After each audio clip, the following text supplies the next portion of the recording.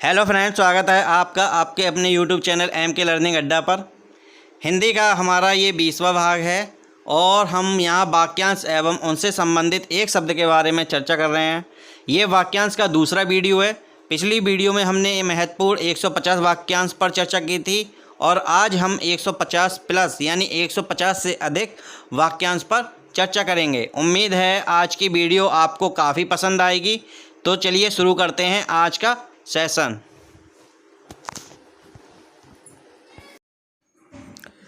पिछली वीडियो में हमने 150 तक वाक्यांश और उनसे संबंधित एक शब्द के बारे में चर्चा की। आज की इस वीडियो में 151 से लेकर 300 प्लस यानी 300 से अधिक वाक्यांश और उनसे संबंधित एक शब्द के बारे में चर्चा करेंगे। ये बहुत ही महत्वपूर्ण टॉपिक है, वीडियो को पूरा देखना है। तो चलिए शुरू करते हैं आज का सेशन। चार राहों वाला चौराहा कहते हैं। जिसके चार पैर हों उसे चतुष्पद कहा जाता है। अधिक दिनों तक जीने वाला चिरंजीवी, जो चिरकाल तक बना रहे चिरस्थायी। चारों ओर की सीमा चौहद्दी। किसी वस्तु का चौथा भाग चतुर्थांश कहलाता है। चेतन स्वरूप की माया चिद्लास कहलाती है। छिपे वेश में रहना छद्मवेश। सेना के रहने का स्थान छावनी। दूसरों के दोषों को खोजना छिद्रान्वेषण। जन्म से अंधा जन्मांध। अन्न को पचाने वाली अग्नि जठराग्नि। जल में जन्म लेने वाला जलज और जल में रहने वाला जलचर। जल में जन्म लेता है उसे जलज कहते हैं और जो जल में रहने वाले जंतु होते हैं उन्हें जलचर कहा जाता है। जीने की इच्छा जिजीविषा। इंद्रियों को जीतने वाला जितेंद्रिय। जानने की इच्छा जिज्ञासा और जानने का उत्सुक जिज्ञासु। जीतने की इच्छा जिगीषा। जान से मारने की इच्छा जिघांसा। जिसके लंबे लंबे बिखरे बाल हों उसे झबरा कहते हैं। सिक्के ढालने का जो कारखाना होता है उसे टकसाल कहा जाता है। मूल बातों को संक्षेप में लिखना टिप्पणी। चारों ओर जल से घिरा हुआ भूभाग टापू। ठक ठक करके बर्तन बनाने वाला ठठेरा। ड्योढ़ी पर रहने वाला पहरेदार ड्योढ़ीदार कहा जाता है। ढोंग रचने वाला ढोंगी। उसी समय का तत्कालीन, जिससे त्याग देना उचित हो त्याज्य। किसी भी पक्ष का समर्थन न करने वाला तटस्थ। जो तर्क योग्य हो तार्किक। तैरने की इच्छा तितीर्षा। जो तर्क के आधार पर सही सिद्ध हो तर्कसंगत। तर्क के द्वारा जो माना गया हो तर्कसम्मत।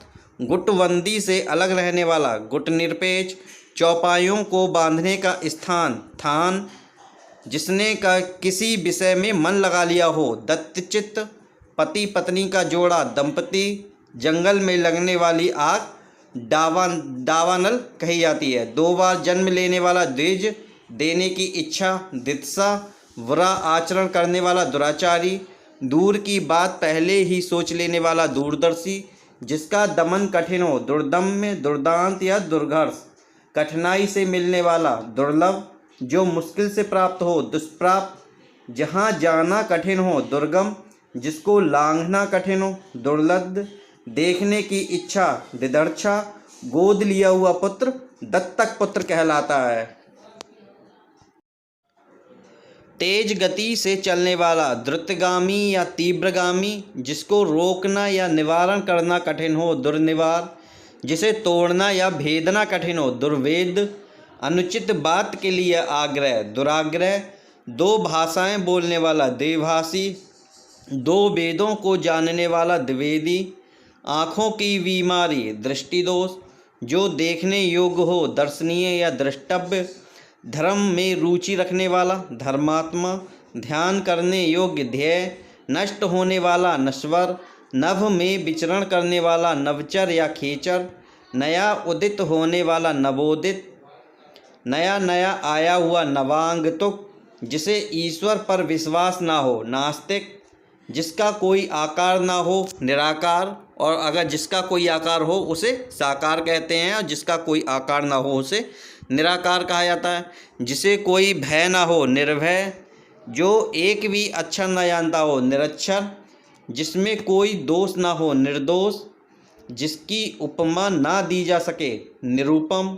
जिसके हृदय में ममता ना हो निर्मम, जिसके हृदय में दया ना हो निर्दयी, जिसे हानि या अनर्थ का भय ना हो निरापद, जिसके हृदय में पाप ना हो निष्पाप, रात में विचरण करने वाला निशाचर, जो तेजहीन हो निस्तेज, जिसे कोई भ्रम या संदेह ना हो निर्भ्रांत, जिसे कोई आकांक्षा ना हो निष्प्रह, जो निंदा के योग्य हो निंदनीय, जो कामना रहित हो निष्काम, जिसका कोई आधार ना हो निराधार, जिसका कोई आश्रय ना हो निराश्रय, जिसका कोई मूल ना हो निर्मूल, जो सत्व रज तम तीनों गुणों से परे हो निर्गुण, जिसके बारे में मतभेद ना हो निर्विवाद, पथ का प्रदर्शन करने वाला पथ प्रदर्शक, जिसमें 5 कोण हो पंचकोण, पथ से भटकने वाला पथभ्रष्ट, जो दूसरों का भला चाहने वाला हो परार्थी, दूसरों के आश्रय पर रहने वाला पराश्रयी, जो पृथ्वी से संबंधित हो पार्थिव, जिसके आर पार देखा जा सके पारदर्शी, और जिसके आर पार ना देखा जा सके उसे अपारदर्शी कहते हैं। पिता की हत्या करने वाला पितृहंता, पिता का पिता पितामह, जो उक्ति बार बार हो पुनरुक्ति, जो देखने में प्रिय हो प्रियदर्शी, जो प्रिय बोलता है प्रियवादी, और प्रिय बोलने वाली स्त्री के लिए प्रियंवदा कहते हैं। जो दूसरे के अधीन हो उसे पराधीन कहते हैं। उपकार के प्रति किया गया उपकार प्रत्युपकार कहा जाता है। जो केवल फल खाकर निर्वाह करता है उसे फलाहारी कहते हैं। जल में लगने वाली आग के लिए वड़वाग्नि कहा जाता है। जिसने बहुत कुछ सुन रखा हो बहुश्रुत कहा जाता है। जिसने बहुत कुछ देखा हो बहुदर्शी। बहुत सी भाषाओं को बोलने वाला बहुभाषाभाषी।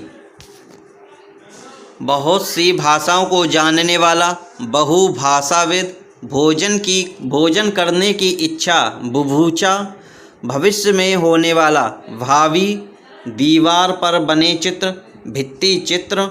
जो पृथ्वी के गर्भ का हाल जानता हो उसे भूगर्भ शास्त्री या भूगर्भ वेत्ता कहते हैं। वह शास्त्र जिसमें पृथ्वी के स्वरूप का वर्णन हो उसे भूगोल कहा जाता है। जिसकी आत्मा महान हो उसे महात्मा कहते हैं। किसी बात का गूढ़ रहस्य जानने वाला मर्मज्ञ कहा जाता है। मधुर बोलने वाला मधुरभाषी या मृदभाषी कहा जाता है। कम बोलने वाला मितभाषी। कम खर्च करने वाला मितव्ययी। माता की हत्या करने वाला मातृहंता या मातृघाती। मरने की इच्छा मुमूर्षा कहा जाता है। जिसे मोक्ष की कामना हो उसे मुमुक्षु कहते हैं। जिसने मृत्यु को जीत लिया हो मृत्युंजय। किसी विषय पर दूसरे से मत ना मिलना मतभेद कहा जाता है। जहाँ तक हो सके उसे यथासंभव। शक्ति के अनुसार यथाशक्ति। जो एक स्थान पर टिककर नहीं रहता यायावर। जो युद्ध में स्थिर रहता हो उसे युधिष्ठिर कहा जाता है। युद्ध की इच्छा रखने वाले के लिए युयत्सा कहा जाता है। वह काव्य जिसका अभिनय किया जाए रूपक कहा जाता है। जिसकी सूचना राजपत्र में दी गई हो राजपत्रित कहा जाता है। राजपत्रित कहा जाता है। पाने की इच्छा हो उसे लिप्सा कहा जाता है। जो अधिक बोलता है उसे वाचाल कहते हैं। सागर में लगी आग वाड़ वानल कहा जाता है। बोलने की इच्छा विवाछा कहा जाता है। जिस पुरुष की स्त्री मर गई हो उसे विदुर कहते हैं। जिस पर विश्वास ना किया जा सके विश्वासघाती कहा जाता है। जो विश्वास करने योग्य हो उसे विश्वसनीय कहते हैं। और जिस पर विश्वास किया गया हो उसे विश्वस्त कहा जाता है। विष्णु का जो भक्त होता है उसे वैष्णव कहते हैं। शक्ति का उपासक होता है उसे शाक्त कहते हैं।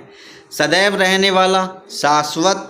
सिर पर धारण करने योग्य यानी जिसे सिर पर धारण किया जा सकता है उसे सिरोधार्य कहते हैं। शिव का उपासक शैव कहते हैं। जिसके हाथ में शूल हो उसे शूलपाणी कहते हैं। और जिसके हाथ में चक्र हो उसे क्या कहते हैं चक्रपाणी। 6 कोने की आकृति के लिए षटकोण कहा जाता है। संगीत के 6 राग होते हैं उसे षटराग कहा जाता है। एक ही जाति का कोई हो तो उसे सजातीय कहते हैं। जिसका आचार अच्छा हो उसे सदाचार कहते हैं। और जिसका आचार बुरा हो उसे क्या कहते हैं? उसे दुराचार कहते हैं। जो सबको समान देखता हो उसे समदर्शी कहते हैं। जो सब कुछ जानता है उसे सर्वज्ञ कहते हैं। जो सबका प्यारा हो उसे सर्वप्रिय कहा जाता है। आसानी से जो पच जाए उसे सुपाच्य कहते हैं, यानी आसानी से पचने वाला सुपाच्य। जो सरलता से समझने योग्य हो उसे सुबोध कहते हैं। सबको जीतने वाला सर्वजित कहा जाता है। जो संगीत जानता हो उसे संगीतज्ञ कहते हैं। सत्य के प्रति आग्रह सत्याग्रह कहा जाता है। जो सब जगह व्याप्त हो उसे सर्वव्यापी कहा जाता है। सरस्वती का जो भक्त होता है उसे सारस्वत कहते हैं। जिसकी गर्दन सुंदर हो उसे सुग्रीव कहा जाता है। जो अपना हित चाहता है यानी अपना हित चाहने वाला उसे स्वार्थी कहते हैं।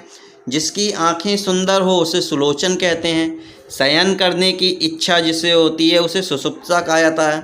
भलाई की इच्छा रखने वाला हितैषी कहा जाता है। हाथ का लिखा हुआ उसे हस्तलिखित कहा जाता है। क्षमा पाने योग्य जो व्यक्ति होता है उसे क्षम्य कहा जाता है। क्षण भर में नष्ट होने वाला क्षणभंगुर कहा जाता है। भूख से व्याकुल क्षुधा दूर कहा जाता है। जिसे जानना चाहिए उसे ज्ञातव्य कहते हैं। ज्ञान देने वाला होता है उसे ज्ञानदा कहा जाता है। तीन कालों की बात जानने वाला उसे त्रिकालज्ञ कहते हैं। बाहों के बीच का ऊपरी जो भाग होता है उसे त्रिकुटी कहा जाता है। तीन गुण सत्व रज तम इसे त्रिगुण कहा जाता है। तीन ताप या कष्ट दैहिक दैविक और भौतिक इसे त्रिताप कहा जाता है।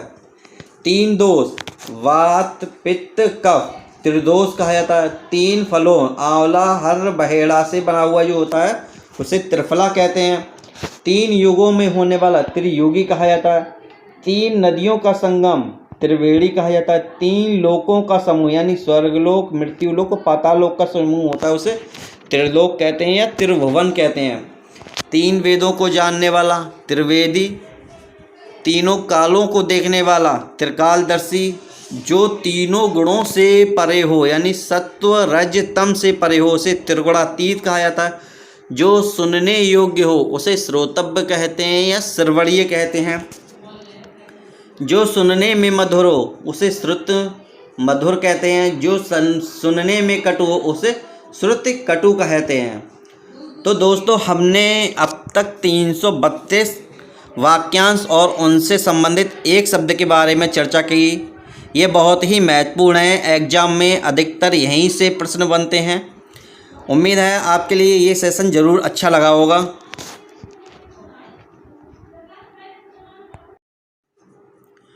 तो दोस्तों वाक्यांश का ये सेशन आपके लिए कैसा लगा कमेंट्स में ज़रूर बताएं। वीडियो अगर पसंद आई है तो लाइक अवश्य करें और अपने दोस्तों में शेयर करें। चैनल को अगर अभी तक सब्सक्राइब नहीं किया तो चैनल को सब्सक्राइब करें, साथ में बेल आइकन क्लिक करें जिससे कि हमारी आने वाली वीडियो का नोटिफिकेशन आपके लिए मिलता रहे। अगर आपने वाक्यांश का पिछला सेशन या पिछला वीडियो नहीं देखा है तो आप सर्च बार में जाकर MK लर्निंग अड्डा टाइप करेंगे तो हमारी पिछली सारी वीडियो वहाँ पर उपलब्ध होंगी और आप कोई भी वीडियो चुन सकते हैं। तो वीडियो पर अंत तक बने रहने के लिए आप सभी का धन्यवाद।